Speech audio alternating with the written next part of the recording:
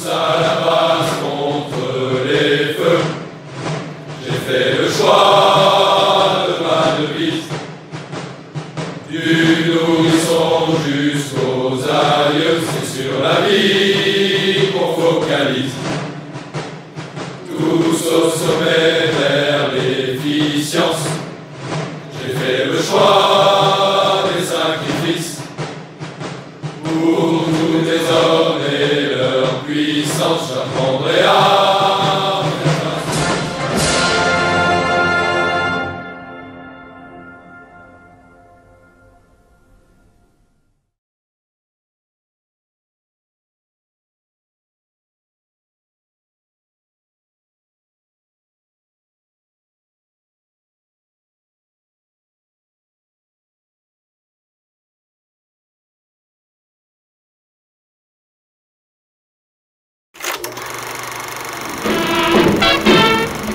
Le 22 février 1978, 1600 sapeurs-pompiers volontaires, professionnels et militaires de toutes les régions de France étaient réunis sur le site de la future école nationale des sapeurs-pompiers à Nainville-les-Roches.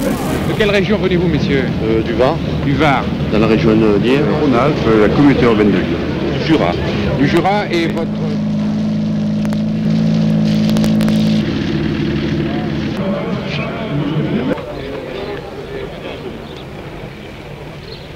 Mettez-vous au carré là-bas, derrière. Je sais pas, on va cuire avec les gants blancs. Lorsque le président de la République aura terminé son allocution,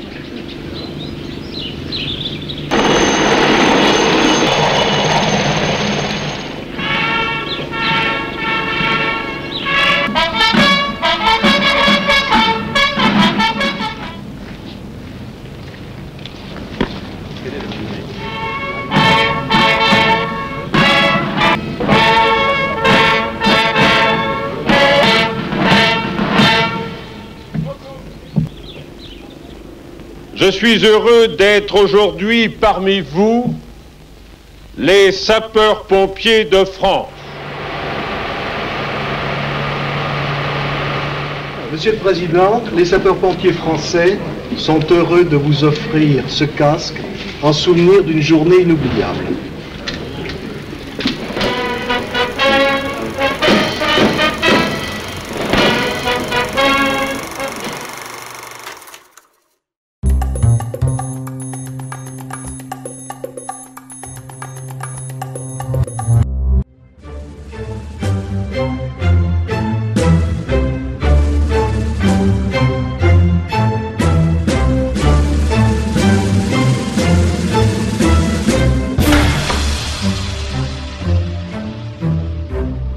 Bienvenue sur le site parisien d'Oudinet.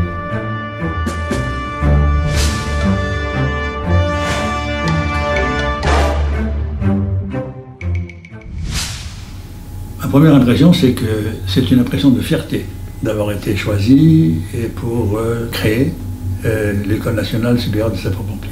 Mais tout cela cette fierté a été contrebattue par le fait qu'il y a eu des difficultés à mettre en place dès 1977. Les équipes pour la création des programmes, la recherche des enseignants et la mise en place du système pour le 1er janvier 1979. Le 1er janvier 1979, l'école a fonctionné, difficilement, mais a fonctionné. Et donc, je crois que de ce côté-là, on peut être avec l'équipe qui m'a accompagné et tous ceux qui ont fait les premiers opérationnels de ce qui concerne la formation, cette école qui aujourd'hui, quand on la visite, on est vraiment assez sidéré. Et donc, en conséquence, eh bien, je peux dire que grande et belle sera la continuation de cette école.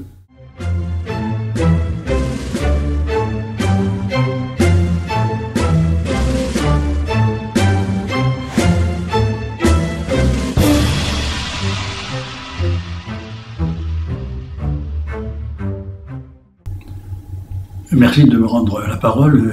J'ai omis de vous citer deux dates importantes dans la vie de l'établissement.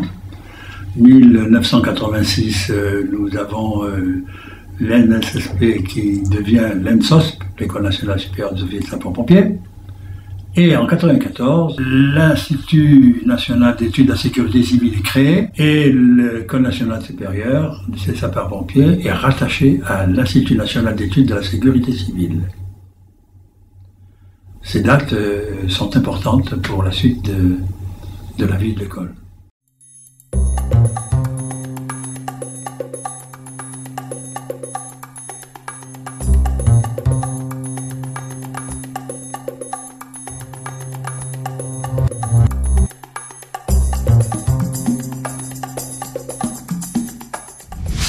D'abord, un grand soulagement parce que ça fait plusieurs années que l'équipe de l'ENSOS travaille sur la délocalisation et qu'on a envie que ça se passe, que ça soit réussi. Donc ça y est, c'est fait, c'est annoncé, on est soulagé. Et puis immédiatement, le sens de la responsabilité qui pèse sur nous, une nouvelle école, ça veut dire ne pas la louper, faire en sorte que la profession puisse disposer d'un outil à la hauteur de ses ambitions.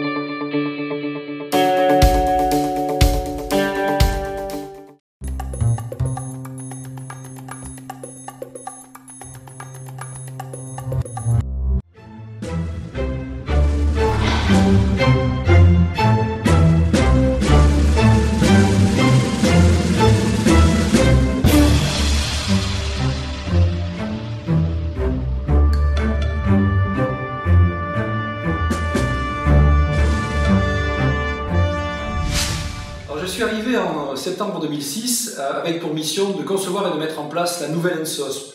D'abord, les défis qui se présentaient étaient immenses, il fallait la construire, la délocaliser et faire face à la demande croissante de la profession. C'est la commande de la gouvernance a été de relever ces défis dans le cadre d'un nouvel établissement public, plus transparent et plus équilibré. Et puis, mon âme d'enseignant et d'officier de sapeur-pompier voulait rendre les stagiaires fiers de leur école et de leur formation en développant une grande école. Nous avons tourné la page de Nainville-les-Roches avec émotion et reconnaissance, mais en plongeant tout de suite dans une période de grande turbulence parce qu'il a fallu délocaliser. Avant que l'école n'ait débuté sa construction, il a fallu réorganiser pédagogiquement et accueillir 3 fois plus de stagiaires. Il a fallu renouveler à 90% le personnel de l'école dans une période déjà critique. La nouvelle ENSOS a été bâtie sur 3 piliers. D'abord poser ses fondamentaux, ensuite lui donner une nouvelle dimension et enfin semer les graines d'avenir. Poser ses fondamentaux, c'est remettre l'apprenant au centre de sa formation, et c'est les plateaux techniques, c'est le Simurge, c'est la formation à distance, ce sont les outils de simulation et de réalité virtuelle, mais aussi le développement de l'approche par les compétences, c'est une révolution pédagogique, et la formation de l'ensemble des acteurs de la chaîne. Le tout en étant dans la rationalisation budgétaire, en étant dans le reporting permanent et en s'appuyant sur un management et un pilotage par la performance. Lui donner une nouvelle dimension, c'était en faire un leader dans le réseau des écoles de services publics, développer le partenariat avec les universités, mettre en place la formation des directeurs, l'action internationale, les valeurs, c'est le développement de la recherche, c'est la stratégie Internet, la création du portail national des ressources et des savoirs, du CRD, les systèmes d'information, les nocturnes, et j'en oublie certainement. Cette période a été une période intense, dense et très enthousiasmante. Et 6 ans plus tard, avec la satisfaction des employeurs et celle des stagiaires, on a eu le sentiment du devoir accompli avec cette équipe magnifique que je n'oublierai jamais et la fierté d'avoir mis cette école sur le chemin de ce qu'elle mérite.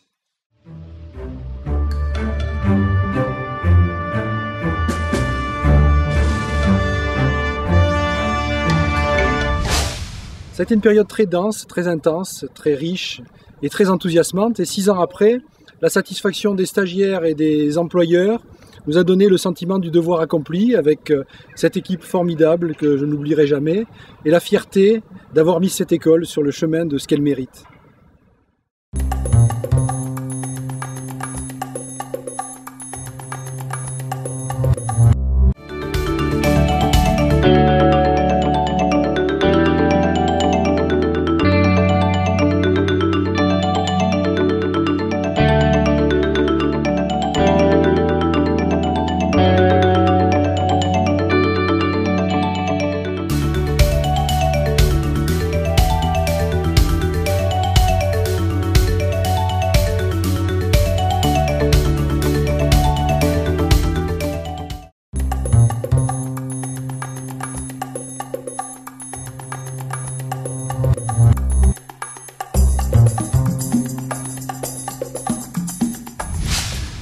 L'école nationale est un établissement public au service de la sécurité civile française. Elle a des missions qui sont correctement remplies, et puis il y en a d'autres pour lesquelles on dispose d'une marge de progression. Et c'est ce à quoi on va s'intéresser évidemment dans l'avenir.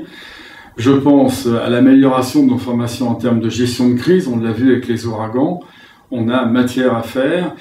Gestion de crise qui touche bien sûr les officiers de sapeurs-pompiers, mais aussi d'autres services. On peut travailler en interservice. Je pense aussi aux élus, parce que ça fait partie de la mission de l'École nationale que de former les élus.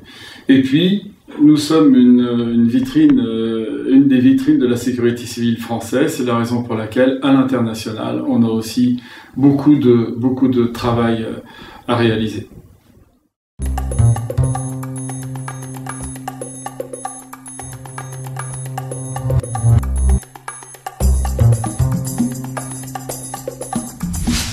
Je pense que l'évolution de l'école dans ces 40 prochaines années sera avant tout la construction de son histoire.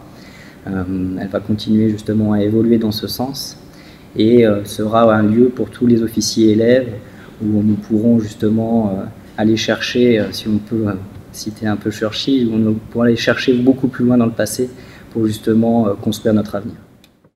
Eh bien, c'est très difficile de répondre à la question. Le monde des sapeurs-pompiers a connu tellement de modifications sur ces dernières années que pour se projeter dans 40 ans, c'est pas forcément évident.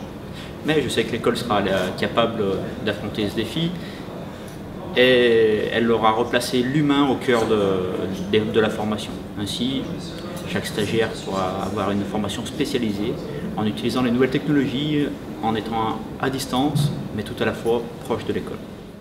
Alors, dans les 40 prochaines années, le défi pour l'école sera de continuer à s'inscrire dans l'évolution des risques. Les risques attentats par exemple, et de pouvoir amener ces stagiaires à combattre ces risques et de poursuivre sa mission de sécurité civile en faisant évoluer à la fois les outils et les enseignements actuels. C'est pas facile de se placer dans les 40 années à venir. Ce que j'aimerais, c'est que cette école devienne un centre de référence, un lieu d'études, de recherche, de partage et d'échange entre tous les sapeurs-pompiers de France et où l'on écrive les doctrines pour l'avenir des sapeurs-pompiers. Je pense que l'école va continuer son évolution vers toujours plus de personnalisation de la formation, une approche beaucoup plus approfondie des nouvelles neurosciences et aussi un abord des nouvelles technologies, une école qui aura au-delà de mes espérances. Joyeux anniversaire à l'ENSOSP pour ses 40 ans. Joyeux anniversaire à l'ENSOSP pour ses 40 ans. Joyeux anniversaire à l'ENSOSP pour ses 40 ans. Joyeux anniversaire à l'ENSOSP pour ses 40 ans. L'ENSOSP rejoint l'équipe des Quadras, alors bon anniversaire et merci au nom de tous les officiers formés depuis 40 ans. 40 ans de partage et de transmission, 40 ans de formation, 40 ans de recherche, bon anniversaire à l'ENSOSP. La Fédération nationale des sapeurs-pompiers de France a toujours voulu le meilleur pour notre école. Alors je souhaite un bon anniversaire à l'ENSOSP. Un grand merci à celles et ceux qui contribuent au quotidien à la réussite et au rayonnement de l'ENSOSP, en particulier à tous ses directeurs, et bon anniversaire ENSOSP. Je voudrais souhaiter un excellent anniversaire à l'ENSOSP, avec ses 40 ans d'existence, avec son formidable site d'Aix-en-Provence. Cette école est une des plus performantes et des plus utiles à la France d'aujourd'hui. Bon anniversaire l'ENSOSP. Je suis très heureux en tant que président du conseil départemental de la Mayenne, qui a comme logo un Pégase. Et celui-ci, c'est un Pégase fait à partir d'un extincteur. Forcément, en ma qualité de président de la conférence nationale des services d'incendie et de secours, de souhaiter un très bon anniversaire à l'ENSOSP. À très bientôt, j'espère.